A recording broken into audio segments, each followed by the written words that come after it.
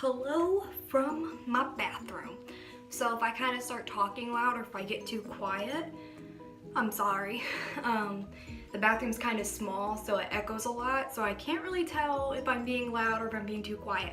But today we are doing a video about 10 annoying things people say to me because I am hard of hearing. Now, to get this clear, there is numerous different types of hearing loss. There's conductive hearing loss, there's being fully deaf, there's just a lot. There's a lot, and you don't learn about it unless you have a child that has hearing problems, or if you are someone with hearing problems, or if your parents have hearing problems. So, I'm gonna state this off right now. I do wear 2 hearing aids, but I am reliable with my hearing on the left side of my head, so if you're ever with me, this is the side to speak on. Right here, this is the good ear. Now this ear is one that has like taken a crap. I was born really fucked up, and then I had a cholesteatoma in my ear, and it like ate my hearing bones, destroyed my hearing, so I have conductive hearing loss. Now conductive hearing loss can either revert itself and you can go back to normal, or it can get worse and it can just stay. I have conductive hearing loss because of my cholesteatoma, and then I have fluid in my middle ear that like never goes away, so my ears don't drain like they're supposed to. And my Union Station tubes are as small as an infant, so they never grew with my body. But now, let's get into the video. So the very first thing that irks my nerves, like this really ticks me off, and I'm pretty sure it ticks off either the deaf community or the hearing impaired, you know, is when people say, never mind, or I'll tell you later, and they seem annoyed about it. Just because I cannot hear you does not mean that I am just purposely like ignoring what you're saying. I genuinely, in my heart, am thinking, what'd you just say? And when people get kind of crappy and they're like, never mind, or I'll tell you later, it makes me feel like crap, because it's like, it's not my fault that I didn't hear you. Please speak up, please repeat. I want to be a part of the conversation, you know? That is the quickest way to single anyone out. And I don't know how to explain it. When your ears start to fail, you just kind of feel like you're gonna be secluded from everyone. And it really fucking sucks, you know, it sucks. So if you're ever around me or another hearing impaired person or a deaf person, don't say never mind or I'll tell you later. Take the 10 seconds to repeat yourself a little better, more clear. If they're fully deaf, slow down a little bit so they can understand, you know what I mean? We're trying to keep up on the conversation. Don't ignore us because we're struggling to keep up. That's not cool. That's not fair. Number 2 is when I take my hearing aids out and people say, oh, you can still hear me. Yes, Susan, I can still hear you, but only on one side of my head. So please accommodate with me and not make me feel like crap because I can't hear you on the side of my head.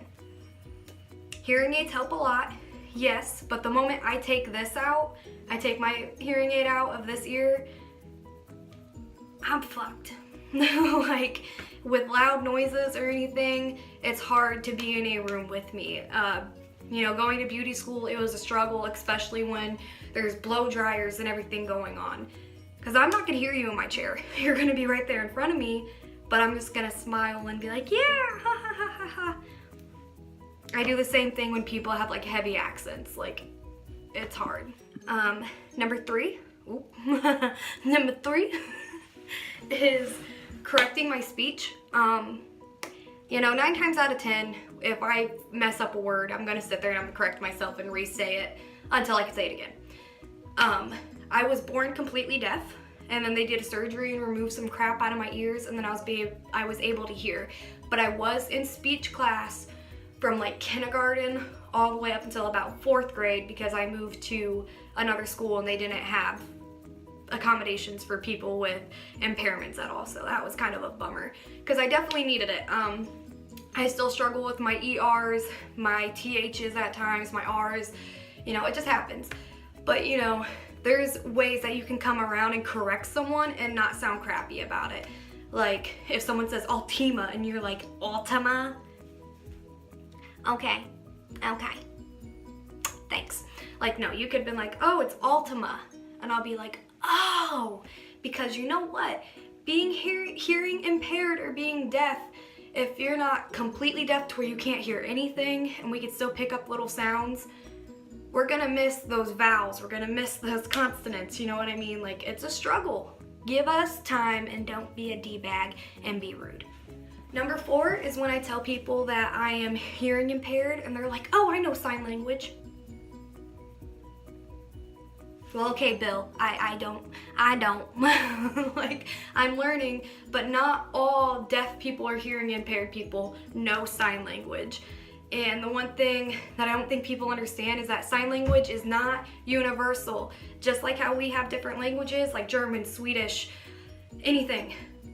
There's different sign languages. There's Mexican sign language. There's sign language that they use in the UK that's different from us. But keep in mind, not every deaf or hearing impaired person knows sign. So, number 5 is when people say, you don't act deaf. What does that even mean? Act deaf. What? Like, am I just supposed to stand there? Like, no, I am visually aware of my surroundings. So if I'm standing in a mirror and I see you, like your lips moving, I'm gonna know to turn and talk to you and listen to you. You know what I mean? I don't. What does a deaf person act like? What? We're human. We all act the exact same as you. You know, we have a problem. It happens. Number 6. Now this one makes me, I don't know why, but it makes me feel like crap, is when people are like, shh, because I'm talking too loud, or if they tell me rudely that I'm talking too loud. I am not aware, okay? I know there are days where I am loud and I can feel it in my throat that I'm being loud, you know what I mean? But you could just be like, hey, bump it down a few notches. You don't gotta be like, shh, like, come on. That makes me feel like crap. I don't really know how to explain it, but you know, it does. It makes me feel like absolute crap when people get crappy with me and they're just like, shh. Be like, hey, homegirl, pipe the fuck down or something, you know what I mean? Smile about it. Don't have like a crappy look on your face, because then I feel like crap. Number 7, okay, so a lot of people do this, and I think it's because they tend to forget that half of my head is broken. But people, you know, I can hear you up to so many feet when you're away from me. When you're past that certain feet, I'm gonna start to struggle to keep up a conversation because I don't really read lips too well. But if you turn around and start talking to me and start walking away, have fun with the conversation by yourself, boo-boo, because I exited that conversation the moment you turned. I'm gonna struggle hearing you, and you know, I'm not gonna follow you around and try to look at your face like this and try to see what you're saying, you know what I mean? I'm just gonna be like, we'll pick the conversation up later. Number 8, boy, Jesus. This used to happen all the time. I would be in like review class or something at school, and I would take my hearing aids out because, you know, if I have to get my hair washed at school, because I went to cosmetology school, and we get to practice on each other sometimes. So obviously my hearing aids aren't waterproof, they're water resistant, but if there's water just pounding on my head, they're gonna break. And when I would take them out, place them on my desk, people would be like, can you hear me now? This isn't no stupid Verizon wireless commercial. Yes, I could still hear you. Just please talk louder and talk more clear. Don't just be like blah, blah, blah, blah, blah, because I'm not gonna know. I'm not a bad radio frequency that breaks up and you're like, I can still hear you, Susan. Number 9. This one kills me, is you don't sound deaf. Well, I fucking hope not, because I did speech class from kindergarten all the way up to 4th grade. You know, my family, I would come home every day, I would have to read a book out loud. The one accommodation that my school did do for me after I moved to 4th grade, because as I said, they didn't have classes like that. Like, we didn't even have a special needs class, so kids like that had to go to a different school district. But, you know, you don't sound deaf. My school would give me like a part of like a PC plumbing thing. I don't even know what that's called, but it's the pipes that you use for plumbing. They would use the little corner pieces and we'd hold them up to my ear. or well, this year, and I would speak into it, and that's how I would learn to keep my dictation and everything. My pronunciation is because I would hear myself speak back in that thing. But not all deaf people speak, so, you know, and then when a deaf person does speak, understand that that's them stepping out of a comfort zone, because for one, they never know what they fully sound like. So for people to say, oh, you don't sound deaf.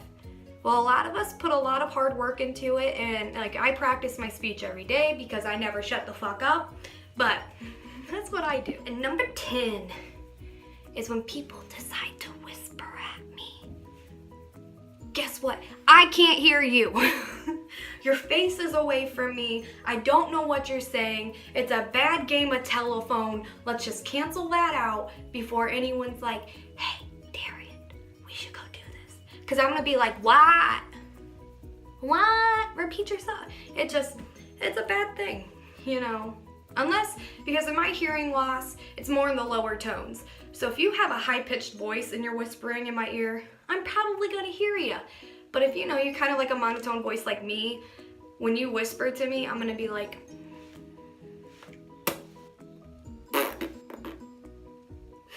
like you could have told me your grandma died in a whisper and I probably wouldn't have known. That's very morbid, but yeah.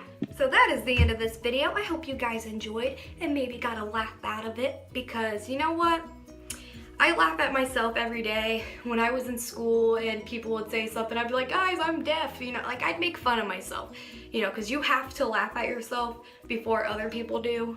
Because if you don't, they're going to beat you to the punchline, and then people are going to think that's a way to make fun of you all the time. Which, nope, I wear my disability with pride because it is who I am and it is what I have to live with, and it is what it is, you know. That life deals you the cards that you're dealt, and you can handle anything that's on your plate.